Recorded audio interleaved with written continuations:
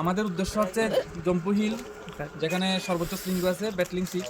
তো আমাদেরকে যে নিয়ে যাচ্ছে, অর্থাৎ আমার পাশে একজন আছে, গাড়ি চালাচ্ছে আর কি।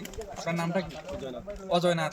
কিন্তু এখন ভিডিওটা ক্লিয়ার করতে চাই একটা কারণ আছে। কারণটা হচ্ছে আমার একটা মামা আছে, বাড়ি এসে চন্দননগর। চেহারাটা একদম প্রায় সেম আমার কাছে যেটা মনে হয়েছে আর কি। হাইটটা একটু কম, কিন্তু লাগে যে ওই চেহারাটা আমি এখানে বসাই দিচ্ছি। আমি ভিডিওর মধ্যে ছবিটা দিয়ে দিই। তো মানে দাদাটা দেখি আমার কথা মনে হচ্ছে, একদম সেম চেহারা। এর লাগি স্মৃতিটা ধরে রাখবে লাগে যে এতদিন পরে আইলাম, মানে এতদিন পরে বলতে আর কোনো সময় আই না কোনো গ্যারান্টি নেই। সুন্দর দৃশ্যটা ধরে রাখবে লাগি জাস্ট ভিডিওটা করতে আছি। দাদার সঙ্গে কালকেও কথা হয়েছে, অনেকক্ষণ কথা হয়েছে। কথা কইলে ভালো লাগে, এটা ঠিক আছে।